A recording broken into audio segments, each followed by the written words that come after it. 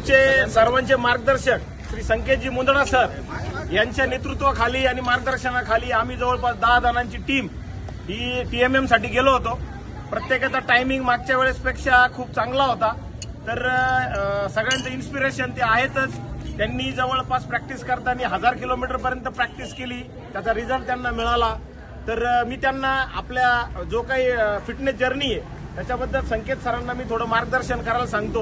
पुढच्या वर्षी 10 जण आले, यावर्षी 10 जण आले होते, पुढच्या जण 20 जण जातील अशी मी अपेक्षा करतो. आणि सरांनी आपल्याला 2 शब्द सगळ्यांना ऐकवायचे.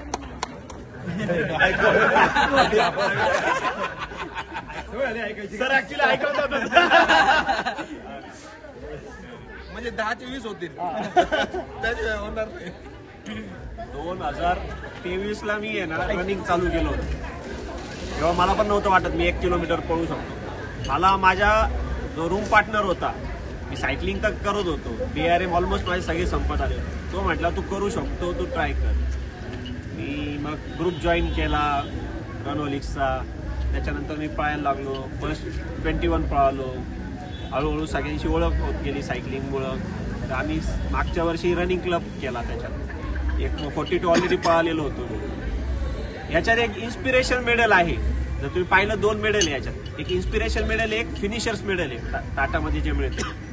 इन्स्पिरेशन मेडल काय आहे की तुम्ही एक मेडल अशाला द्या तो की तो त्याच्याने इन्स्पायर होईल आणि तो टाटा मुंबई मॅरेथॉन किंवा कुठेतरी मॅरेथॉन पळायला लागेल. त्यासाठी ते ऍक्च्युली मेडल दिलेलं आहे. तर माझी इच्छा होती मागच्या वर्षी 11 जण टाटा मुंबई मॅरेथॉन पळावं. Full marathon, full Tata Mumbai पळायची तर फुलच पळायची. जो फुलचा जो ऍटमॉस्फिअर असतो ना, हा ऍटमॉस्फिअर मी कल्याणला पळालेलो आहे, मी नगरला पण पाहिलेलं आहे. आपल्या इथं फुल मॅरेथॉनला काय होतं, पण जो ऍटमॉस्फिअर मुंबई मॅरेथॉनला असतो, देवीचा बँड असतो, लोक लेझिम खेळताना, कोळी समाजाचे लोक असतात ते डान्स करताना, सगळे लोक पूर्ण ह्याच्यावरती तुम्हाला जसं चीअरअप करतात. आपण जो आता पुण्याचा जो सायकलिंग इव्हेंट पाहिला तिथं लोक कसे चीअरअप करत होते, तो ऍटमॉस्फिअरच तुम्हाला फिनिश लाईनला घेऊन जातो. म्हणजे शेवटी जे पेडर रोडचा जो टॅक्स भरायचा असतो, जो क्लाइंब येतो अचानकपणे 36 किलोमीटरला, तर त्याच्यासाठी. पण सगळ्यात इम्पॉर्टंट काय आहे, मोटिवेशन तर असतं. मी मागे लिहिलं होतं की motivation is temporary but discipline is consistent is permanent. जर तुम्ही डिसिप्लिन असाल तर मुंबई मॅरेथॉन आपण 42 किलोमीटर पळू शकतो, 100% पळू शकतो. चांगली प्रॅक्टिस केली तर 5 तासाच्या आत पण येऊ शकतो. पण त्यासाठी प्रॅक्टिस करायला पाहिजे, सकाळी उठून यायलाच पाहिजे. असे दिवस येणार आहे की जिथं आपल्याला वाटेल की नाही शक्य, नाही जायचंय. मलाही खूप झालं. मी 2 नोव्हेंबरला एक रन होता माझा टाइम ट्रायलचा यावर्षी, तो मी क्विट केला होता. क्विट साताराहून आल्यानंतर यांनी सगळ्यांनी माझी जर्नी पाहिलेली मागच्या वर्षभरात. मी माझे हार्ट रेट झोन जास्त बाजूला होते, मला त्रास होत होता. मी सातारा पण व्यवस्थित नाही होती केलेली. मला कल्याणला 42 पळायची होती. कशी बशी तो 2 नोव्हेंबरचा जो टाइम ट्रायल रन होता तो क्विट केला होता. तर माझे हार्ट रेट, मला खूप क्रॅम्प्स आलते वगैरे. मी जाऊन परत माझे स्वतः सगळे इन्व्हेस्टिगेशन्स केले. त्याच्यात जे काही गोष्टी आढळल्या, मॅक्झिमम लोकांना माहिती मला डायबिटीस पण आहे. माझे शुगर लेवल्स हायर साईडला होत्या. मी डाएट व्यवस्थित फॉलो करत होतो. हे सांगण्यामागचा उद्देश असा आहे की आपण सगळे एक्सरसाइज करायला लागलोय पण आपण डाएट फॉलो नाही करत. तर डाएट फॉलो करायला लागलो. माझे हार्ट रेट झोन चेंज झाले, परफॉर्मन्स वाढला आणि मी कल्याणची मॅरेथॉन कंप्लीट केली. 2.5 वर्षाच्या प्रॅक्टिस नंतर फर्स्ट टाइम असं आलं की टाइम ट्रायल रनला इथल्या इथं श्रीरामपूरला मला 2 तासाच्या आत हाफ मॅरेथॉन कंप्लीट करता आली. 1 hour 58 minutes असे मला लागले त्याच्यामध्ये.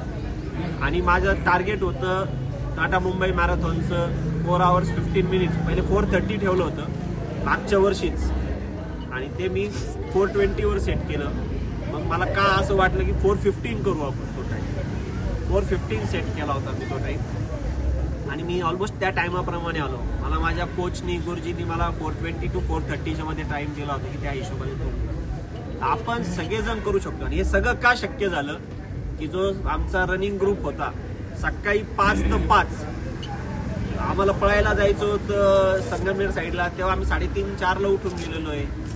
वांबोरी साईडला पळायला जायचं होतं साताऱ्यासाठी, तेव्हा पण आम्ही 3:30-4ला उठून गेलेलो.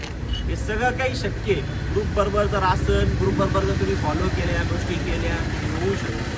तुम्ही सगळ्यांनी, मला आजची इच्छा आहे, तुम्ही आता सायकलिंग तर करताय, त्याबरोबर स्ट्रेंथ ट्रेनिंग करा. आठवड्यातनं एखाद दुसरा दिवस तुम्ही इव्हन रनिंग चालू करा.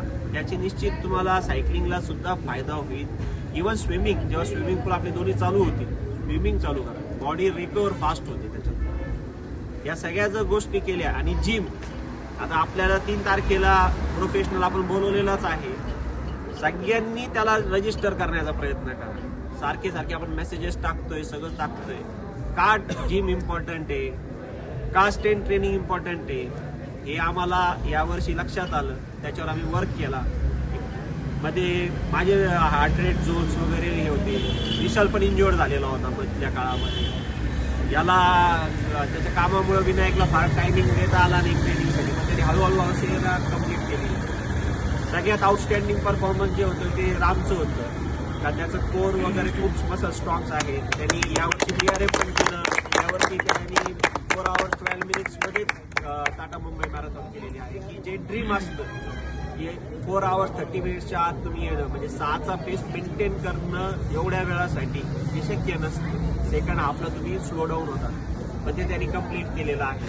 ते 8चे आपण जास्तीत जास्त कसे होऊ, संगमनेर सारख्या ठिकाणी 80 रनर्स होते. 80 रजिस्टर्ड दोन बस करून गेले होते. आपल्या इथून म्हणजे 11 आपल्याकडं मॅरेथॉनला रजिस्टर पण होत नाही. त्याच्यात किती वेळा आपण त्यांना सांगतोय, कमीत कमी क्वालिफाईंग असतात. आता हिस्टोरिकचा जो येणार आहे मे महिन्यामध्ये, किंवा आता याची आहे समोर लगेच रायझिंगची पण आहे, त्याचं रजिस्ट्रेशन होते. पण हिस्टोरिकला टार्गेट करा, कारण टायमर लागतो. मुंबई मॅरेथॉन, सातारा मॅरेथॉन त्याला पळायचे असतात, त्याला टायमर लागतो. टायमर जर तुमच्याकडे असतं तरच तुम्हाला ते रजिस्टर करता येईल. बऱ्याच वेळा काय होतं की आपल्याला असं वाटतं कोणतरी रजिस्टर करत, आपल्याला वेळ मिळेल, आपण त्यांच्या ह्याच्यावर पळवूया, तर त्याच्यात तुम्हाला सॅटिस्फॅक्शन नाही मिळणार. सर्टिफिकेट तुमच्या नावाचं नाही येणार, त्याच्या नावाचं येतं. हे लक्षात ठेवा.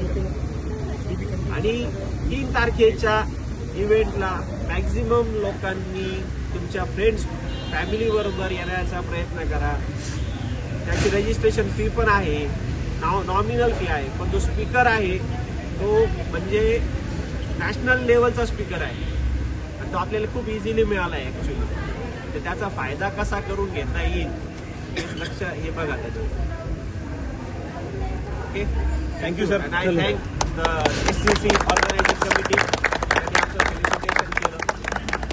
जसे सायकलिंगचे मेंबर वाढले तसे रनिंगचे पण मेंबर जास्त दिसतील. मागच्या आपण 50 गेलो नगरला, यावेळेस त्याच्यावर जास्त असतील. आणि मुंबई मॅरेथॉनसाठी तर कमीत कमी 21 ते 25 रनर्स असतील. याचा नक्कीच आपण प्रयत्न करू.